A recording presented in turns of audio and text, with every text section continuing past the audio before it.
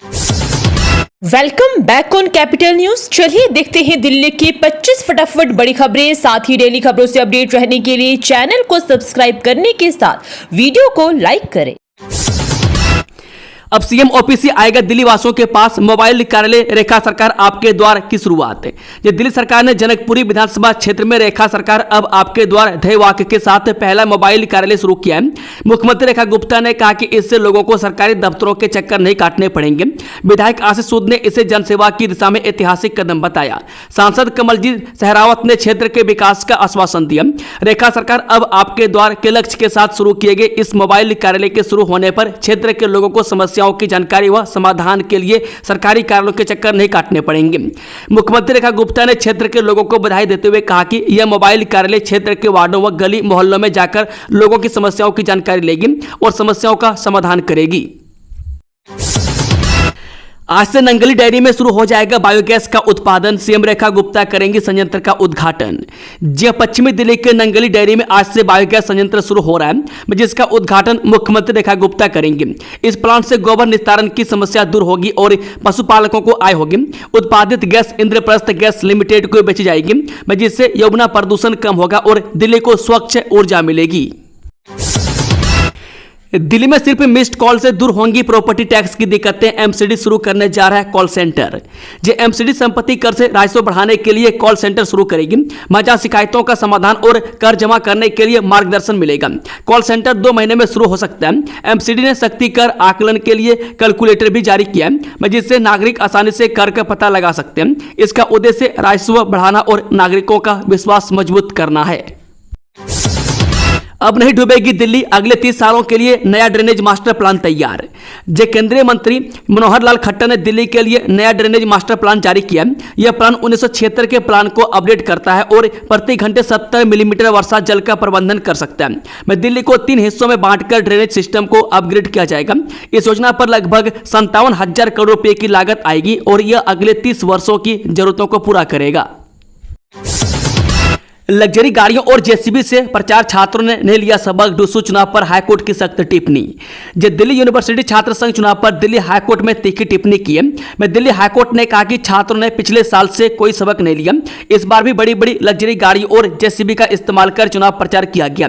Delhi high court के chief justice D के उपाध्याय और जस्टिस तुषार राव की बेंच ने मामले की सुनवाई के दौरान सख्त टिप्पणी करते हुए कहा, यह बेहद दुखद है। लोकतांत्रिक संस्थाओं की कार्य प्रणाली पर एक काला धब्बा। छात्र संघ चुनावों में बेंटली, रोल्स रॉयस, फरारी जैसी गाड़ियां यह कहां से आ रही है? क्या छात्रों के पास इतनी संपत्ति है? पूनम पांडे ही बनेंगी मंदोदरी, विवाद के बीच लवकुश रामलीला कमेटी का ऐलान, बताई वजह। जी हां, राजधानी दिल्ली की प्रसिद्ध लवकुश रामलीला में अभिनेत्री पूनम पांडे को मंदोदरी की भूमिका पर विवाद के बीच रामलीला कमेटी ने साफ कर दिया है कि पूनम पांडे रामलीला में भूमिका निभाएंगी। लवकुश रामलीला कमेटी के चेयरमैन अर्जुन कुमार ने कहा कि पूनम पांडे का अतीत कुछ भी रहा हो, लेकिन रामलीला में किरदार निभाने से हमें उम्मीद है कि उनका मन बदलेगा। एमसीडी पुरानी लैंडफिल पर कचरा फेंकने से रोकने पर कर रहा काम, क्या है प्लान? दिल्ली नगर निगम यानी एमसीडी राष्ट्रीय राजधानी दिल्ली में रोजाना निकलने वाले कचरे को मौजूदा लैंडफिल पर डालने से रोकने की योजना पर काम कर रहा है, खासकर उन लैंडफिल साइटों पर जहां कचरे के निस्तारण का काम चल रहा है। एक अधिकारी ने शनिवार को बताया कि नए कचरे के निस्तारण के लिए सिंघोला में एक जगह की पहचान की गई है। यही नहीं, गाजीपुर में भी एक नई जगह की तलाश की जा रही है। नवरात्रि में खुले में मांस बिक्री और काटने पकाने पर लगे रोक, दिल्ली में बीजेपी विधायक की मांग। ये देश भर में त्योहारों की शुरुआत हो चुकी है, नवरात्रि भी जल्द ही शुरू होने वाले हैं। ऐसे में एक बार फिर खुले में मांस की बिक्री पर रोक लगाने की मांग उठाई जा रही है। दिल्ली में ये मांग बीजेपी विधायक अजय महावर ने की है। उनका कहना है कि नवरात्रि के दौरान 9 दिनों का समय सनातन धर्म बहुत पवित्र समय होता है। ऐसे में खुले में मीट की बिक्री पर रोक लगनी चाहिए। उन्होंने कहा कि इसके लिए सोमवार को एक पत्र भी लिखेंगे। उन्होंने आगे कहा, किसी को अपना रेस्टोरेंट चलाना हो तो वो शीशे के अंदर पका सकता है, हमें कोई आपत्ति नहीं है, लेकिन खुले में मांस काटने, पकाने और बेचने पर पाबंदी होनी चाहिए। निर्भया कांड के बाद भी क्रूर यौन हिंसा जारी, रेप की घटना पर हाईकोर्ट का दिल्ली सरकार को क्या आदेश? ये दिल्ली हाईकोर्ट ने रेप के आरोपी की जमानत याचिका खारिज करते हुए कड़ी टिप्पणी की। कोर्ट ने कहा कि निर्भया मामले के बाद कानूनी सुधारों के बावजूद क्रूर यौन हिंसा की घटनाएं सामने आती रहती है, जो समाज की अंतरात्मा को झकझोर देती है। कोर्ट ने सुरक्षा को लेकर दिल्ली सरकार को आदेश भी दिए हैं। दिल्ली में छात्रों के लिए गुड न्यूज, डीडीए 10 और जगहों पर देगा यह काम की सुविधा। ये दिल्ली में प्रतियोगी परीक्षाओं की तैयारी करने वाले और कॉलेज में पढ़ने वाले छात्रों के लिए 10 और नई लाइब्रेरी खुलेंगी। मैं दिल्ली विकास प्राधिकरण की तरफ से इन लाइब्रेरी का निर्माण किया जाएगा। मैं डीडीए अपने सामुदायिक केंद्रों को लाइब्रेरी में बदल रहा है। दिल्ली में फिल्मों की शूटिंग करना अब हो गया सस्ता, 3 करोड़ रुपए तक की सब्सिडी भी देगी रेखा सरकार। ये दिल्ली सरकार फिल्म निर्माण को बढ़ावा देने के लिए शूटिंग शुल्क में कटौती कर रही है। मैं दिल्ली नगर निगम के स्तर पर शुल्क घटाकर 25,000 रुपये प्रतिदिन कर दिया गया है। मैं दिल्ली फिल्म फंड के तहत फिल्मों को 3 करोड़ रुपए तक की सब्सिडी मिलेगी। फिल्म निर्माण स्थल के मामले में अब दिल्ली, मुंबई और हैदराबाद से प्रतिस्पर्धा करेगी। बता दें कि लोक निर्माण विभाग ने अपना मूल शुल्क 10,000 रुपये रखा है, जबकि दिल्ली हाट यानी कि INA और गार्डन ऑफ 5 सेंसेस जैसे स्थानों को अब 80,000 रुपये प्रतिदिन और GST के साथ किराए पर लिया जा सकता है। बता दें कि दिल्ली मेट्रो सबसे महंगे विकल्पों में से एक है। लाइन, स्टेशन और शूटिंग के समय के आधार पर इसका शुल्क 2 लाख रुपये से 3 लाख रुपये के बीच है। MCD के स्थलों पर फिल्मांकन शुल्क 75,000 रुपये प्रतिदिन से घटाकर 8 घंटे के लिए 15,000 रुपये और 24 घंटे के लिए 25,000 रुपये GST कर दिया गया है। आज लगेगा साल का आखिरी सूर्य ग्रहण, भारतवासियों के लिए नहीं कोई टेंशन, जानिए क्यों। जे वर्ष 2025 का अंतिम सूर्य ग्रहण 21 सितंबर को होगा, जो कि आंशिक सूर्य ग्रहण होगा। यह भारत में नहीं दिखाई देगा, इसलिए यहां सूतक काल लागू नहीं होगा। ग्रहण भारतीय मानक समय के अनुसार रात्रि 10:59 पर शुरू होगा और 22 सितंबर को प्रातः 3:23 पर समाप्त होगा। वृषभ, कर्क, कन्या, धनु, मकर और कुंभ राशि पर इसका नकारात्मक प्रभाव पड़ेगा। बता दें कि वैज्ञानिक रूप से सूर्य ग्रहण तब होता है जब चंद्रमा पृथ्वी और सूर्य के बीच आ जाता है, जिससे सूर्य का प्रकाश कुछ समय के लिए पृथ्वी तक पहुंचने में बाधित होता है। यह एक शानदार खगोलीय घटना है जो खगोल वैज्ञानिकों और उत्साही लोगों के लिए हमेशा आकर्षण का केंद्र रहती है। अंतर्राज्यीय ड्रग सिंडिकेट का पर्दाफाश, दिल्ली यूपी से 4 तस्कर गिरफ्तार, 3.5 करोड़ का हेरोइन बरामद। ये दिल्ली क्राइम ब्रांच की साइबर सेल ने एक बड़े ड्रग्स सिंडिकेट का भंडाफोड़ किया। पुलिस ने 4 तस्करों को गिरफ्तार कर 3.5 करोड़ की हेरोइन जब्त की है। आरोपियों में सुरेंद्र पांडे, नईम, नीरू और नजीर शामिल है। पूछताछ में पता चला है कि ये तस्कर दिल्ली के युवाओं को निशाना बनाते थे। पुलिस गिरोह के अन्य सदस्यों की तलाश कर रही है। स्वस्थ नारी सशक्त परिवार अभियान के तहत सफदरजंग अस्पताल में मेगा हेल्थ कैंप, हजारों मरीजों को हुआ लाभ। सफदरजंग अस्पताल ने स्वस्थ नारी सशक्त परिवार अभियान के तहत स्वास्थ्य शिविर लगाया, जिसमें 11,931 मरीजों को मुफ्त चिकित्सा सेवाएं मिली। गैर संचारी रोगों, टीबी और प्रसव पूर्व देखभाल जैसी जांचें हुई। मानसिक स्वास्थ्य के लिए योग और परामर्श सत्र आयोजित किए गए। नर्सिंग छात्रों ने स्वास्थ्य रैली निकाली और बाजरा वितरित किया गया, जिसका उद्देश्य बेहतर पोषण के प्रति जागरूकता फैलाना था। दिल्ली में ट्रैफिक जाम एक गंभीर समस्या, कैसे निजात मिलेगी, एक्सपर्ट ने बताया सब कुछ। दिल्ली में ट्रैफिक जाम की समस्या बढ़ती जा रही है, जिसका मुख्य कारण गलत पार्किंग है। इस साल लाखों चालान काटेंगे लेकिन बहुत कम भरेंगे। सदानंद मार्ग, करोल बाग और सदर बाजार जैसे इलाकों में सबसे ज्यादा प्रभावित है।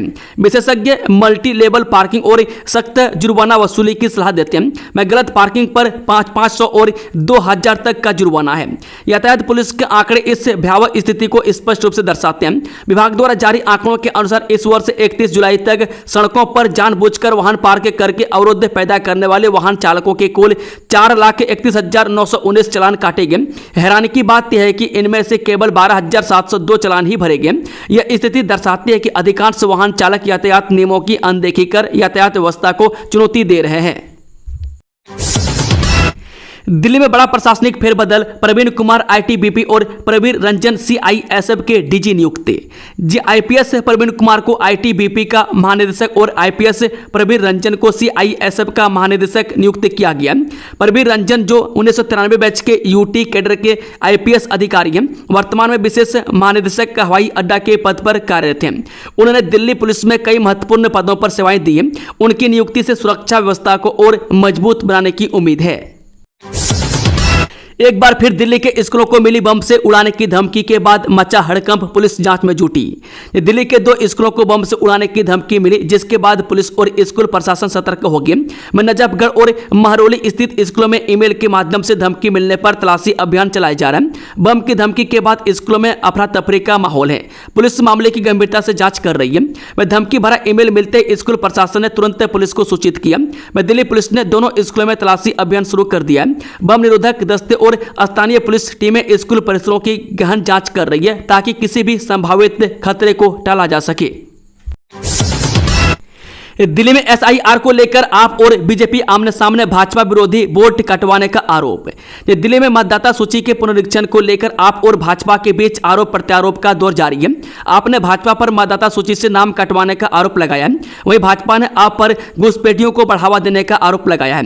वहीं दोनों पार्टियों एक दूसरे पर चुनाव आयोग को प्रभावित करने का आरोप लगा रही है। यमुना की सफाई और पानी की समस्या दूर करने के लिए हथिनी कुंड बैराज के पास बनेगा डैम, केंद्रीय मंत्री का ऐलान।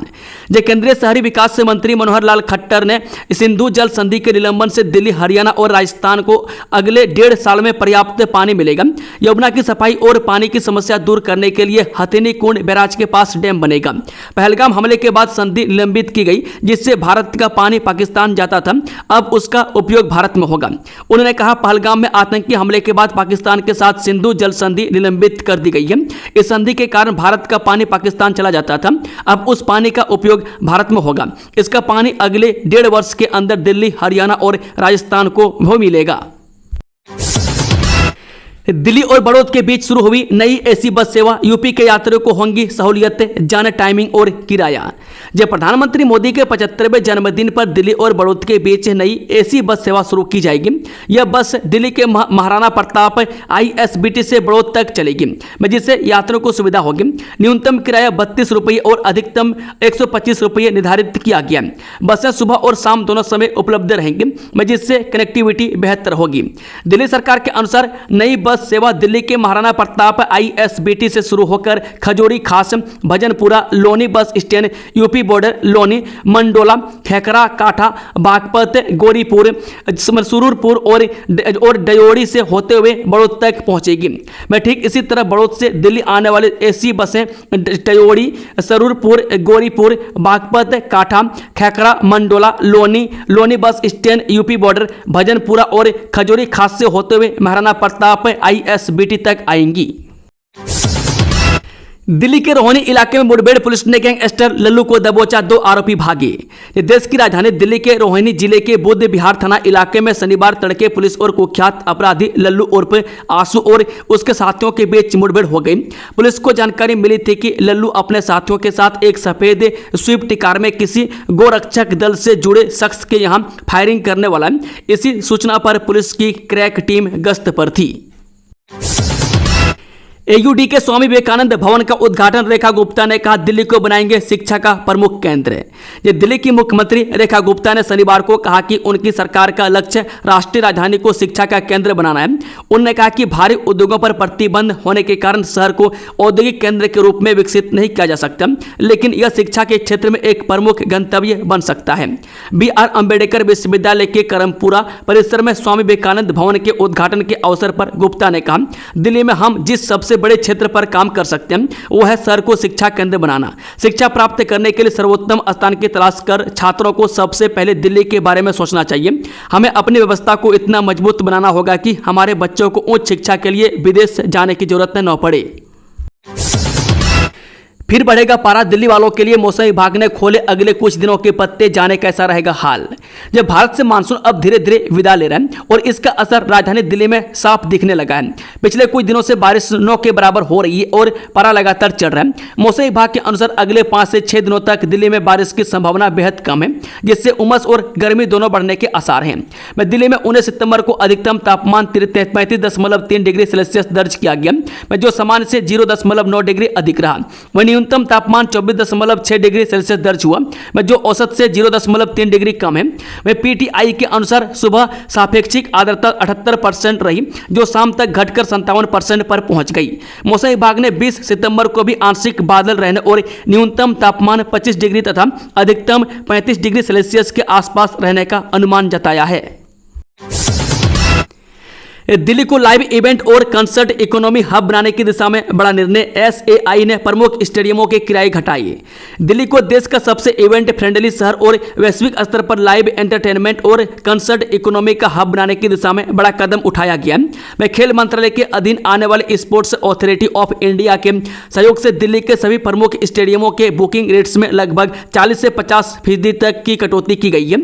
इस फैसले से दिल्ली में राष्ट्रीय और अंतर्राष्ट्रीय स्तर के लाइव इवेंट्स और कंसर्ट्स को नई गति मिलेगी। अमेरिका में H-1B वीजा के लिए देने होंगे 90 लाख, सौरभ भारद्वाज बोले ये मोदी जी का कमाल। जी हां, प्रधानमंत्री मोदी और अमेरिका के राष्ट्रपति डोनाल्ड ट्रंप की दोस्ती के चर्चा के बीच आज एक बड़ी खबर ने हिंदुस्तानियों को चौंका दिया है। अमेरिका में काम करने के लिए जरूरी H-1B वीजा के लिए अब भारी भरकम रकम चुकानी पड़ेगी। दरअसल अमेरिकी राष्ट्रपति डोनाल्ड ट्रंप ने H-1B वीजा के नियमों में बदलाव की घोषणा की है, जिसके मुताबिक अब H-1B वीजा के लिए $1 लाख यानी 88 लाख रुपए से ज्यादा की फीस चुकानी होगी।